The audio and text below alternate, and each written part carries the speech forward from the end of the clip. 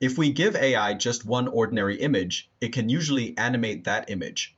But what happens if we place 6 shots inside a single storyboard?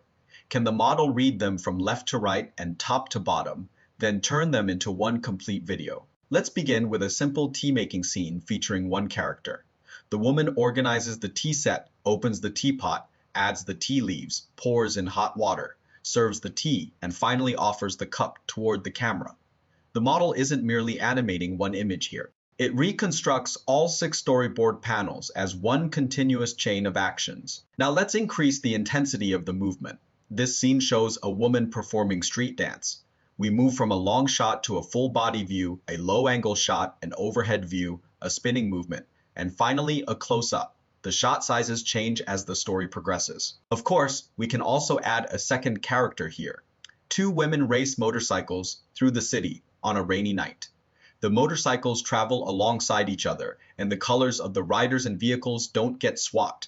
Then, in the 2-person fighting scene, the characters engage in close combat, shift their balance, and move through different camera angles. There's also a strong physical relationship between their arms and bodies, yet the generated result still feels remarkably complete. So in this video, we'll start with gentle single character movement and work our way up to complex interactions between 2 characters. We'll test the limits of MiniMax H3's storyboard support. At the same time, I'll explain the complete production process, including which main model to choose, how to connect the 2-stage workflow, how to create the storyboard reference image, and how to write a prompt for a 6-shot sequence. Let's begin with the first key point. A storyboard isn't the first frame or the last frame of a video, so we can't use a first and last frame model. We need to use Ref2V, which is the reference generation model. The second key question is how to improve the speed.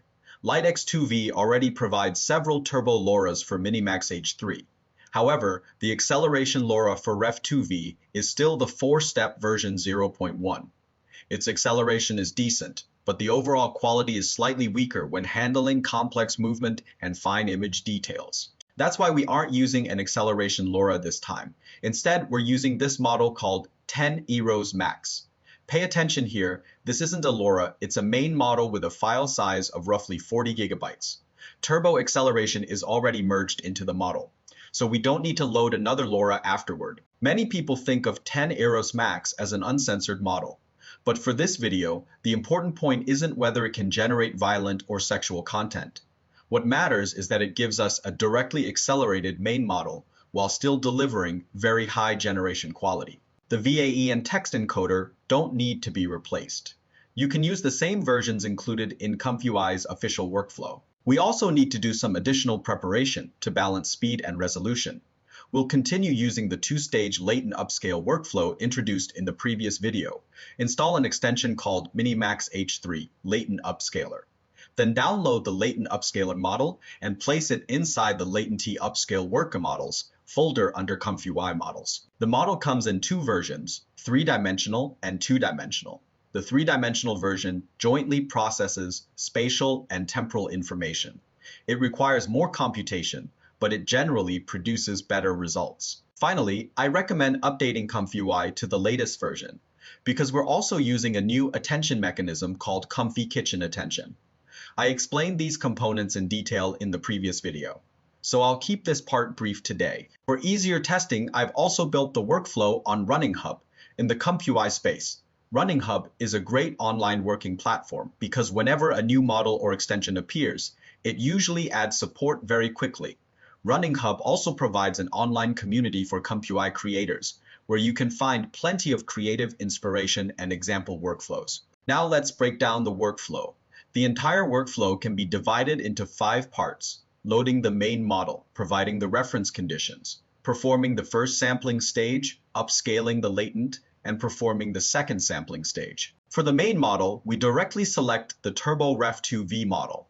Since it already includes acceleration, we connect it directly to the new attention mechanism through a node called Model Attention Backend. Inside this node, select Comfy Kitchen Attention. Now look at the reference image. This is a storyboard made up of 6 images. All of our final videos run at 24 frames per second with a final resolution of 1344 by 768. The workflow automatically calculates and aligns the frame count according to the required rules. For the first stage, we set the resolution to 0.2 megapixels. At a 16:9 aspect ratio, that works out to approximately 608 by 352. The sampler setup is the same as in the previous tutorial. I'm using Euler as the sampler and Simple as the scheduler. We divide the 8 sampling steps into 2 sections. During the first stage, we only use the high sigmas. Once that stage is complete, we don't decode the latent. Instead, we send it directly into the upscaling node. Here, we use the 3-dimensional upscaling model introduced earlier in FP16 format. After refinement, the result enters the second sampling stage, producing the final output. Because the entire video has been upscaled, the resulting quality is noticeably better. We're also using the KJNode's preview node in this workflow, but having the workflow alone isn't enough. One of the biggest factors determining the final result is the storyboard reference image. This time I use ChatGPT Image 2 to generate the storyboard, to keep the character consistent across the different shots. I first provide a character sheet. This helps the image model understand the character's face, hairstyle, clothing, and body proportions. The storyboard prompt can be relatively simple. Clearly ask for a 6-panel storyboard, then describe the character, scene, and core action.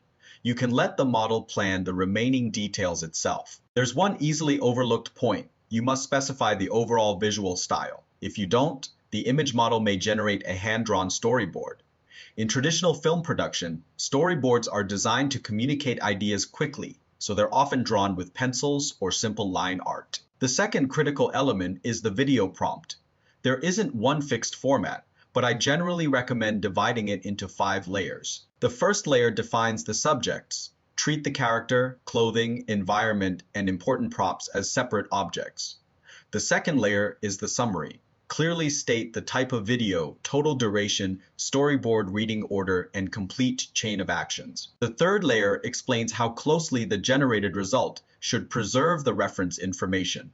The fourth layer is the detailed description, where we describe the full sequence of actions. The fifth layer contains the constraints and audio requirements. Now that we understand how to create the storyboard and write the prompt, let's move on to the full tests. The first test is relatively simple. There's only one character and the movement is slow. The 6 shots are read from left to right and then from top to bottom, and the complete tea-making process is presented naturally. When we combine this storyboard with our detailed prompt, we get a beautiful final video. As you can see, this is a genuine multi-shot video. Almost every shot corresponds closely to the panels defined in our storyboard. The second test came from something I reproduced accidentally, but I think it offers a valuable lesson. When generating the storyboard, I forgot to specify the visual style. As a result, the model produced a storyboard in a sketch or pencil drawing style. Here's the final generated video. In this example, you can see that the storyboard only serves as a reference. The model can't copy each panel as directly as it could with a photorealistic storyboard. In many cases, it needs to reinterpret the images and convert them into realistic shots. That led to the next workflow. We use the same storyboard reference image, but this time I explicitly state in the prompt that the final scene should be photorealistic. Now look at the result. Even though the reference image uses a pencil drawing style, the generated video is genuinely photorealistic. In this situation, the model also has more creative freedom. Compared with giving it a fully photorealistic storyboard, a pencil sketch mainly establishes the outline, leaving many details for the model to develop on its own. Next, let's increase the difficulty of the movement. We generated a 6-panel storyboard showing a woman performing street dance on a rooftop. The prompt still follows the structure we just discussed. In the generated result, the character moves through her positions while wearing high heels, extends her arms, performs an overhead dance movement, spins, and finishes in a final pose. Her hair, cardigan, and skirt respond to the movement with visible inertia. More importantly, we get clear shot changes. The transitions between the long shot, low-angle view, overhead shot, and tilted camera angle are all very smooth. Now let's raise the difficulty again by changing one character into 2. This storyboard shows 2 women racing motorcycles through a city on a rainy night. The character in blue rides the blue motorcycle, while the character in red rides the red motorcycle. The camera follows them from behind, then cuts to a low-angle view of the wheels, a close-up of the riders, an overhead shot, and finally a frontal two-person shot. The rain headlights and reflections on the road maintain a consistent nighttime atmosphere. Although this scene contains two characters, they don't make direct physical contact. So the main challenge is preserving their identities and keeping each rider matched to the correct motorcycle. Now let's push the difficulty even further. This storyboard shows two women engaged in close combat inside a fighting ring. They move from a face-off in reclinch, followed by arm control, a close-range struggle, repositioning from an overhead angle, a side angle push-in, and finally a separation as they return to defensive stances. This is the hardest test in the entire set, because the two bodies overlap or remain in contact for long periods.